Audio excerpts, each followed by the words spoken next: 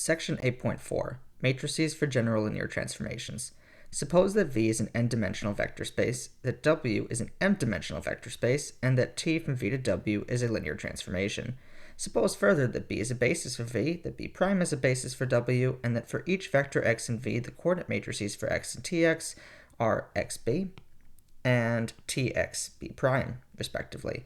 Then the matrix for T relative to the bases B and B' is denoted by the symbol T, B'B, and is given by these Tu1B', Tu2B', TunB' as the columns of the matrix TB'B.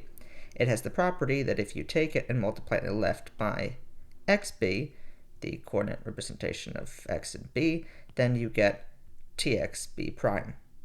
So what we're saying is that we have this procedure where we find the transformation in this indirect way. Instead of going straight from x to Tx, we first look at the coordinate representation of x in the basis b for V. So we take that to, maybe I'll draw a little smaller. We go to xb from x, and then we go to T of x B', and then from there we reconstruct Tx. So we kind of jump around an indirect way to get to T of x instead of going straight to T of x. And in order to do this, we have to crucially figure out what matrix A we multiply xb by in order to get to Txb'. So as an example, how about we let T from P1 to P2 be the linear transformation defined by T of P of x equals x times P of x. Let's find the matrix for T with respect to the standard basis given over here, where U1 is 1, U2 is x, V1 is 1, V2 is x, and V3 is x squared. So those are our standard bases for P1 and P2. So let's look at T of U1. So U1 is 1, so that's just T of 1, which means we just take x and multiply it by the polynomial 1, because in this case P is 1. So that means we just get x. If I look at T of U2, in this case, that'll be T of x, so x is what I plug in, and then I multiply it by x. So I just get x times x, which is x squared. So this means that if I want to look at Tu1 with respect to B', then it's just x, so that's 0 for our constant 0 of the V1s.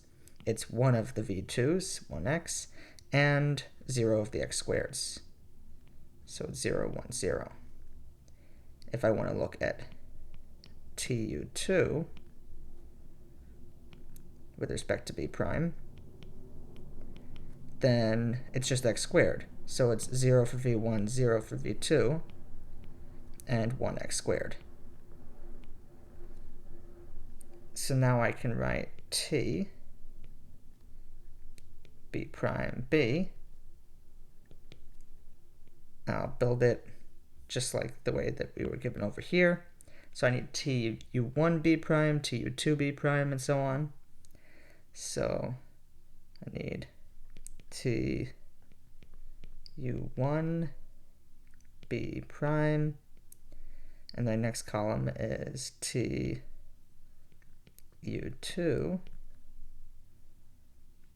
and to put that like that, and then B'. Oh, I forgot to close this one. Okay. And that means I just put these two columns together. So I have 0, 1, 0, and 0, 0, 1. Okay, so that's the transformation matrix for B'B. How about we do an example where we have the linear transformation in example 1. We're going to use the 3-step procedure. illustrated in this figure. So first we go from x to the representation of x, like we were saying before. We multiply by that matrix A, which is T B prime B. We get to Tx B prime, and then we have to reconstruct Tx. So we'll perform the computation Ta plus Bx, which is equal to x times A plus Bx. So distributing x, that's ax plus bx squared. Okay, let's do each step one at a time. So let's do step 1 first. Let's get from x to the coordinate representation of x. So if x is given, the vector x is given by a plus bx, then we have our original basis, 1x for p1, and this means that we can represent x in terms of the basis by just reading off the coefficients. So that's a is the coefficient of 1, and b is the coefficient of x. So that's the coordinate representation for x. Now let's go from the coordinate representation to Tx b prime. So we computed T b prime b. So we need to multiply that by xb.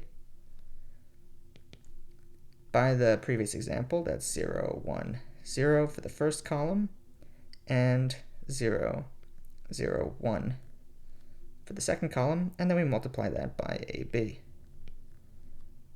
So that gives us 0, AB. And that'll be this Txb prime.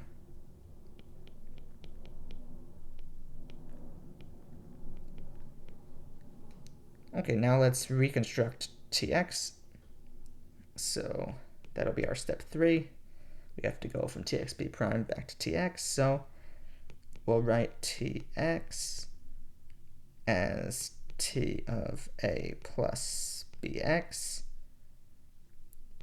So that's by this matrix over here, that's 0 plus ax plus bx squared, which is ax plus bx squared. Okay, cool. So it matches what we would have expected. Even though we were given it, we managed to compute it by going indirectly all the way around.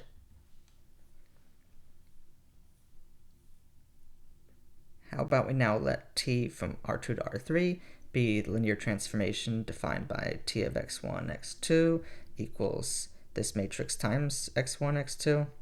I mean, we let it equal this, and it'll end up being this. Let's find the matrix for the transformation t with respect to the bases b for R2 and b prime for R3, where u1, u2, v1, v2, v3 are given over here. So this is very similar to example 1. We have to find the matrix that we can multiply by. So how about we first write out t of u1 as we did before. So let's see. We have to take t and apply it to u1, so we'll take this matrix and multiply it by u1, or just take 3 and plug it in for x1, and take 1 and plug it in for x2. In any case, you should get 1 minus 2 minus 5.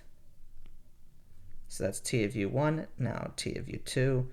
Again, plug in this time u2, and you should get 2, 1, minus 3 when you plug in or do the matrix multiplication. Okay, so this means that t of u1 is equal to some linear combination of these basis vectors over here. Notice if I just take v1, then I'll get this 1 over here. And then all I have to do is subtract off 2 of v3's, and then the 0 will become negative 2, and the minus 1 will become minus 5. So I'll just subtract off 2 of v3. Okay, so that's t of u1 expressed in terms of the b prime. So now let's do the same thing for u2. So I need to get, for u2, I need to get a 2 over here. So I could take 2 of these, but then if I add in order to get the middle and last numbers, it will cancel. So how about I take 3v1, add that to v2, and then I'll have the 2 I need, and I'll have, well, one too many 2s, so I'll subtract off v3, and that should work. Then I take minus 3 plus 2 minus 2 gives me the minus 3. Okay, excellent. So that's t of u2 expressed in terms of this linear combination of the v1, v2, and v3s. So this means that I can write t of u1, the coordinates will just be the coefficients of the expression in terms of b prime. So that's just 1, 0, minus 2, because it's 1 v1, 0 v2, and minus 2 v3. And for t of u2, I'll just get 3 for v1, 1 for v2, and minus 1 for v3. Okay, so I can finish up by just writing the matrix T, B prime B, as the matrix that has these two vectors as its column vectors. So that's the matrix with T of U1, B prime, T of U2, B prime. So 1, 0, minus 2 for our first one, and 3, 1, minus 1 for the second one.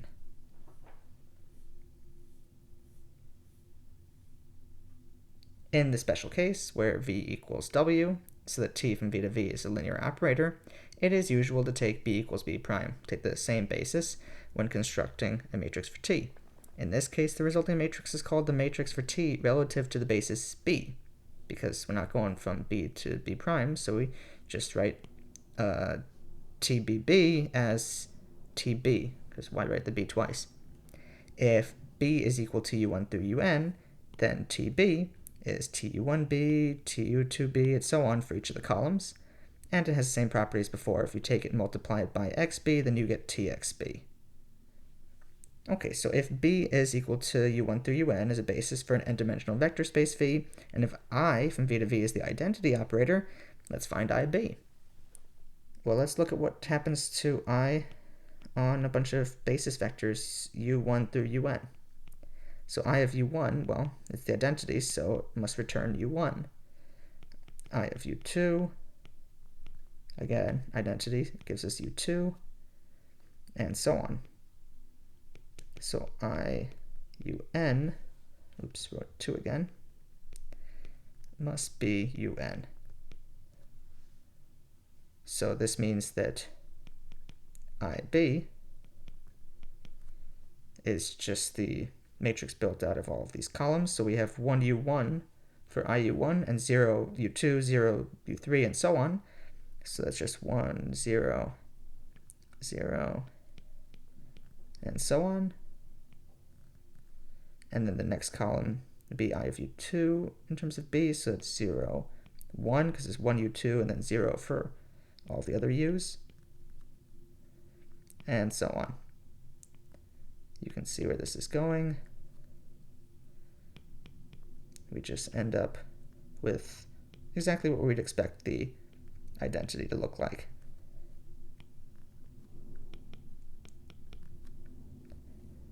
Let's let t from p2 to p2 be the linear operator defined by t of p of x is p of 3x minus 5. So that means that if we take t of some second degree polynomial, we're going to replace x inside the polynomial with 3x minus 5 wherever it appears. So we're plugging in 3x minus 5 into any polynomial to P2. Let's find TB relative to the basis 1x x squared. So let's look at t on each of the basis vectors. So t applies to 1, and plugging in 3x minus 5, well, if we're plugging that to 1, we still get 1. How about t of x? Well, if I plug in 3x minus 5 for x, then I just get 3x minus 5. How about t of x squared? So that means that I plug in 3x minus 5 into x squared. So foiling that, I get 9x squared minus 30x plus 25. Okay, so now I can write t1 of b. Well, that's just 1 for the 1 and 0 for the other basis vectors.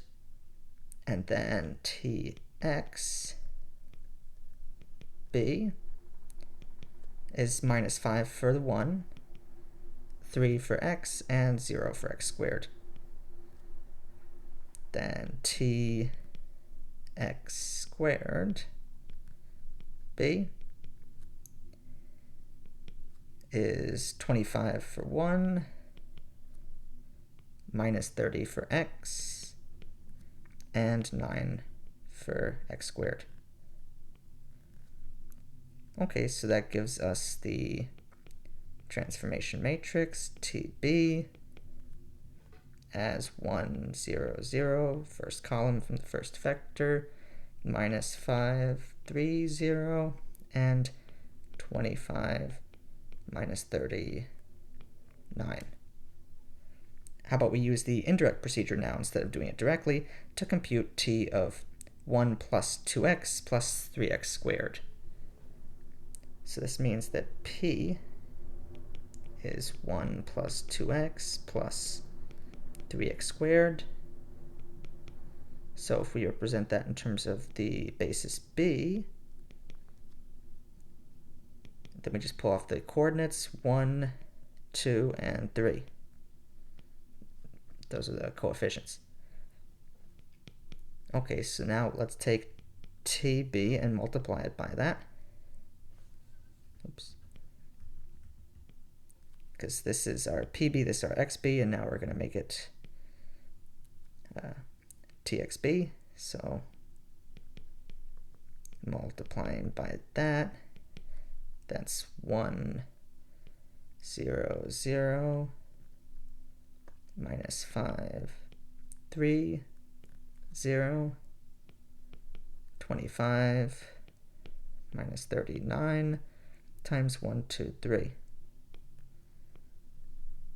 And we get 66 minus 84, 27 as our T of P, B. So that means that we can write T of P as, well, it's T of 1 plus 2x plus 3x squared. And instead of taking 3x minus 5 and plugging it in over here, we'll just read off these numbers, these entries as our coefficients. And we'll get 66 minus 84x plus 27x squared. So we were able to plug in 3x minus 5 into this polynomial by using some matrix multiplication. We can check our result by plugging it in. So let's see if it actually worked. T of 1 plus 2x plus 3x squared should be 1 plus 2 times instead of x, 3x minus 5 gets plugged in, plus 3 times 3x minus 5 squared. And we should get 1 plus 6x minus 10 plus 27x squared minus 90x plus 75, which does actually simplify out to 66 minus 84x plus 27x squared. So our indirect procedure worked and returned the same answer that we would have gotten by plugging in directly. If T1 from U to V and T2 from V to W are linear transformations, and if B, B double prime, and B prime are bases for U, V, and W respectively, so we're going from U to W in the end, we're just stopping over at V in the middle, so that's where we give the B double prime to V. Okay, so those guys are bases for U, V, and W respectively. Then T2 circle T1, B prime B, is T2, B prime, B double prime, multiplied by T1, B double prime B.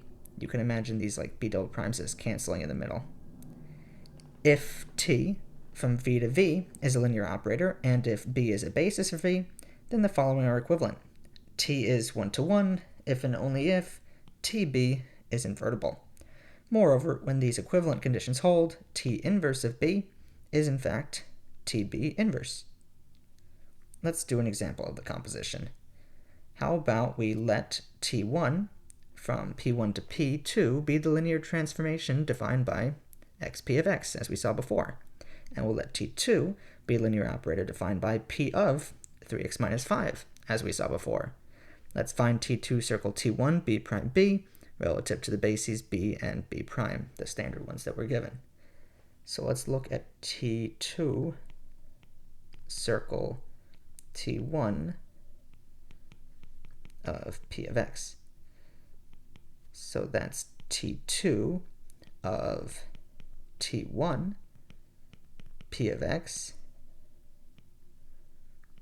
and that's T2 of, let's see, T1 of P of x is x times P of x. So that's T2 of x times P of x. And T2 just takes our polynomial and plugs in 3x minus 5. So x gets replaced with 3x minus 5. And P of x is just P of 3x minus 5. Let's set P of x equal to an arbitrary polynomial in P1. So that'll be a first degree polynomial C0 plus C1x. So that means that T2 circle T1 of C0 plus C1x is equal to, let's see, we have to take 3x minus 5 and multiply that by P of 3x minus 5. So our polynomial P in this case is C0 plus C1x. So we'll write C0 plus C1x, but instead of x, we plug in 3x minus 5.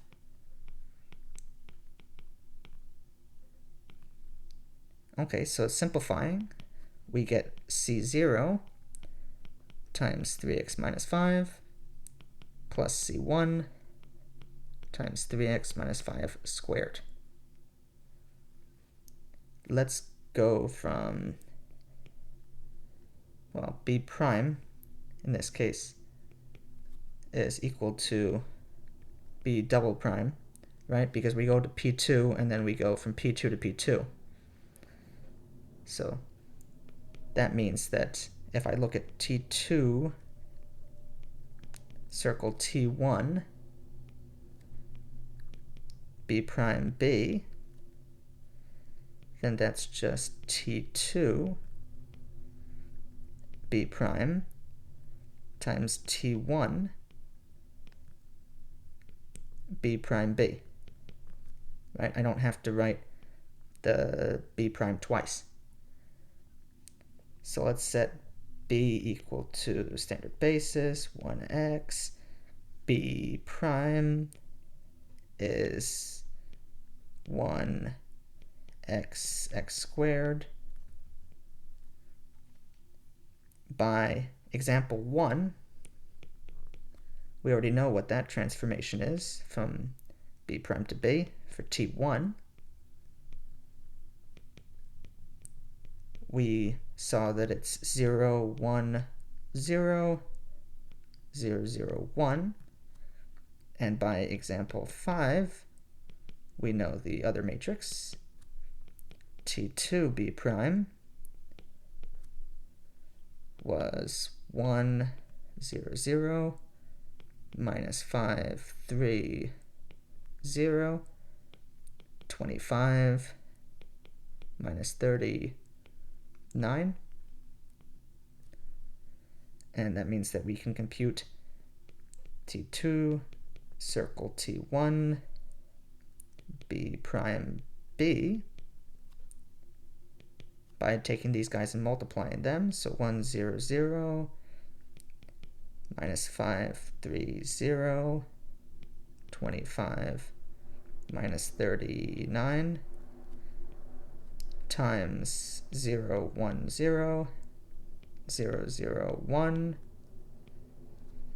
and we get minus 5, 3, 0, 25, minus 39 as the transformation matrix for the composition. We can check this directly without applying the theorem that multiplying our two matrices produces the matrix for the composition by just computing the matrix for the composition the way that we did before. So let's compute T2 circle T1 B prime B just to check that multiplying actually does produce the right matrix. So the way that we did it before was we would look at the matrix, in this case T2 circle T1, applied to the first basis vector 1 in terms of B prime, relative to B prime, and the other one would be relative to the other basis vector from P1. So that's x relative to B prime again. Okay, so let's take T2 circle T1 of 1. So that's just 3x minus 5, as we've seen. And T2 circle T1 applied to x, we already saw produces 3x minus 5 squared, which is 9x squared minus 30x plus 25. So if I want T2 circle T1 of 1 relative to B prime, then reading off the coefficients, that's minus 5, 3, 0, and T2 circle T1 applied to x relative to B prime is 25 minus 39. So it's exactly what we expected to get. T2 circle T1 B prime B is therefore minus 5, 3, 0, 25, minus 39, as we already obtained by multiplying them.